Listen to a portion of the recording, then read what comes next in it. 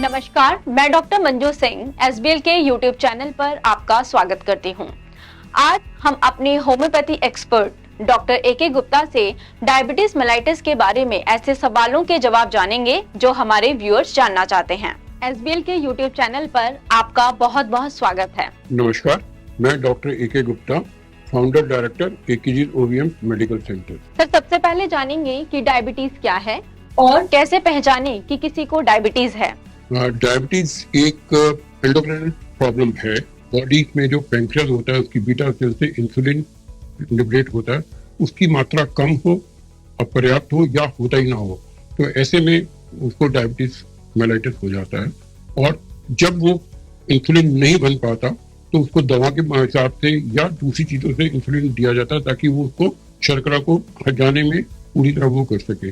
उसको पहचानने के लिए सबसे पहले आमतौर पर देखा जाता है कि जो मरीज होता है उसको बहुत प्यास लगती है, बारी बारी पेशाब जाना पड़ता है, एक अनएक्सप्लेन्ड वीकनेस हो सकती है, उसको बारी बारी यूरिनरी इन्फेक्शन के साथ कभी कभी रेस्पिरेटरी इन्फेक्शन होना, शरीर में फोड़े फुंसियां बनना, या लेडीज में उनको इचिंग, जेनाइटल इचिंग होना, ये आमतौर पे देखा जाता है।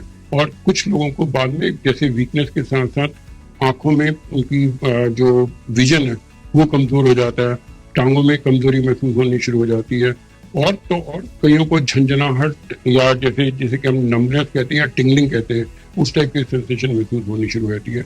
अचानक वेट कम होना शुरू हो जाता है, भूख लगनी बंद हो सकती है। तो ये कुछ लक्षण हैं जिनके आधार पे उनको पहचाना जा सकता है। अगर किसी भी व्यक्ति को इस टाइप के सिम्टम्स हैं तो उन्हें कम से कम एक बार अपनी जांच जरूर करा लेनी चाहिए ताकि वो या तो डायबिटीज को कंफर्म कर सके या डायबिटीज को रूल आउट किया जाए। सर, अब हम आपसे जानना चाहेंगे डायबिटीज में जेनेटिक्स का क्या रोल है। जैसे कि टाइप 2 डायबिटीज होती है, उनमें अक्सर देखा जाता है जिन पेरेंट्स में मदर फादर को डायबिटीज होती है उनके बच्चों को डायबिटीज होने की संभावना काफी हद तक बढ़ जाती है।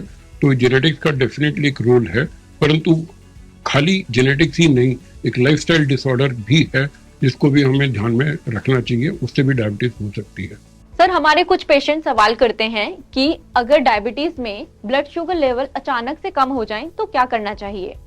अगर ब्लड शुगर लेवल कम होता है तो मरीज को कुछ ठंडा मीठा जैसे कि शक्कर या टॉफी या कुछ इस टाइप की चीज दी जा सकती है, क्योंकि हाइपोग्लाइसीमिया होने से भी मरीज को काफी हद तक परेशानी हो सकती है, और अगर बहुत ज्यादा है तो वो कोमा में भी जा सकता है, तो जो कि काफी नुकसानदायक भी हो सकता है। सर, क्या ऑल्टरनेटिव थेरेपीज जैसे कि एक्यूपंक्चर और हर्बल रेमेडीज डायबिटीज को कंट्रोल करने में मदद कर सकती हैं?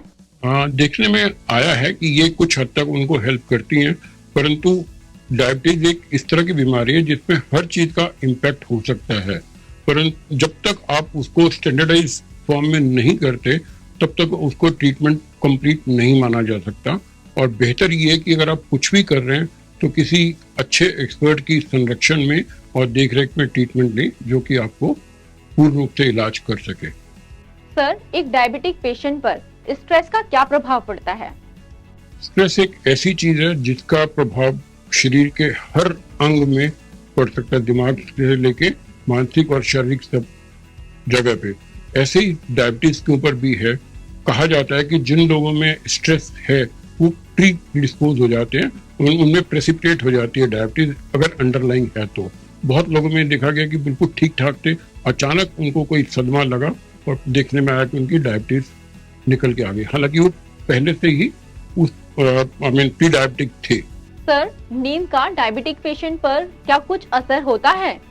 स्लीप एक इंसान का बहुत अभिन्न हिस्सा है। आमतौर पे अगर किसी व्यक्ति को 7 घंटे की नींद पर्याप्त मिल जाती है तो वो कम से कम ठीक रहता है। अगर एक व्यक्ति जो डायबिटिक है वो 7 घंटे पूरी तरह नहीं सो पाता और उसकी नींद बीच बीच में डिस्टर्ब रहती है तो उसकी डायबिटीज को वो प्रभावित कर सकती है। और ऐसे समय में व्यक्ति को यही कहा जाता है कि अपनी क्वालिटी स्लीप को मेंटेन करें, चाहे दवा के हिसाब से या अपनी लाइफस्टाइल को मैनेज करने के हिसाब से। सर, अब हम आपसे जानना चाहेंगे डायबिटीज में क्या क्या कॉम्प्लिकेशंस हो सकती हैं? ये डायबिटीज एक इस तरह की बीमारी है जिसका इम्पैक्ट बॉडी के सिर के बाल से लेकर पैर के नाखून तक होता है। तो अगर वो अनकंट्रोल्ड डायबिटीज रहती है तो उसमें किसी भी तरीके का कॉम्प्लिकेशन हो सकती है, जैसे आंखों में डायबिटिक रेटिनोपैथी की वजह से अंधापन आ सकता है, न्यूरोपैथी की वजह से पैरालिसिस हो सकता है, डायबिटिक नेफ्रोपैथी की वजह से किडनीज खराब हो सकती हैं, लिवर खराब हो सकता है, और बाकी के शरीर में अगर रेकरेंट इन्फेक्शन हो रहे हैं तो उनको इन्फेक्शन की प्रॉब्लम जैसे सेप्सिस हो सकता है, और अगर जख्म हो रहे हैं तो नॉन हीलिंग अल्सर्स बन सकते हैं जो कि अपने आप में एक बहुत बड़ी प्रॉब्लम पैदा कर सकते हैं। गैंग्रीन हो सकता है जहाँ पे लोगों को पैर काटने तक की भी नौबत आ सकती है। तो इसलिए डायबिटीज को कभी भी हल्के में नहीं लिया जाना चाहिए, और एक अपने विशेषज्ञ या अपने डॉक्टर से सलाह लेके उसका पूर्ण रूप से इलाज करना जरूरी है। सर, बहुत सारे पेशेंट्स के मन में ये सवाल होता है कि डायबिटिक पेशेंट्स को किस तरह के खाने से परहेज करनी चाहिए। डायबिटीज में जैसे पहले भी कहा कि लाइफस्टाइल डिसऑर्डर के अंदर आपका जो अनपच टाइप का फूड है, वो बहुत ज़्यादा शर्करा वाला, मीठे वाला फूड, बहुत ज़्यादा फैट रिच फूड, उन चीज़ों से अपने आप को परहेज करना चाहिए, और खाना नियमित रूप से लेना भी आवश्यक है। कई लोग सोचते हैं हम खाना ना खाएं तो दिक्कत नहीं होगी, ऐसा नहीं है। खाना जरूरी है, परंतु उसको हमें नियमित रूप से लेना और आहार को प्रॉपर ढंग से लेना आवश्यक है। सर, समर का टाइम चल रहा है और काफी लोगों ने ये सवाल किया है कि क्या डायबिटिक पेशेंट्स आम खा सकते हैं? आम को आम ही रहने दो। आम लोगों को आमतौर पे खाना आम अच्छा लगता है, तो डायबिटिक लोग पेशेंट भी खा सकते हैं, परंतु इसकी मेरी इस सलाह को दूसरी तरह ना लिया जाए कि आप खाली आम ही खाएं। आम फ्रूट ऐसा है जिसमें आपको मिठास होती है, अच्छा भी लगता है, और क्योंकि ये फ्रक्टोज की फॉर्म में होता है तो उससे ग्लूकोज की ग्लाइसेमिक इंडेक्स बहुत ज़्यादा नहीं है, परंतु अगर आप पूरी चीज़ें को मैनेज करते हैं तब डेफिनेटली आप आम खा सकते हैं, परंतु लिमिट मात्रा लिमिटेड।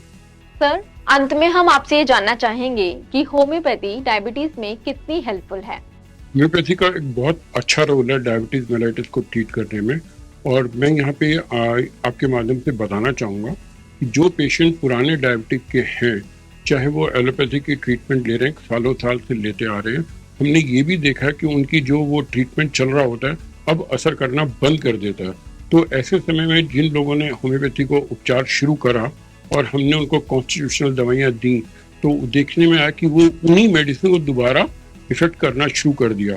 ये एक बहुत अच्छा प्रभाव है होम्योपैथिक ट्रीटमेंट का, जो कि एज अ कॉम्प्लीमेंट्री मेडिसिन भी है, और जिन व्यक्तियों ने एलोपैथी दवाई कभी शुरू ही नहीं करी, शुरुआत में ही होम्योपैथिक दवाई ली, तो उनके रिजल्ट उनसे भी ज़्यादा अच्छे हैं।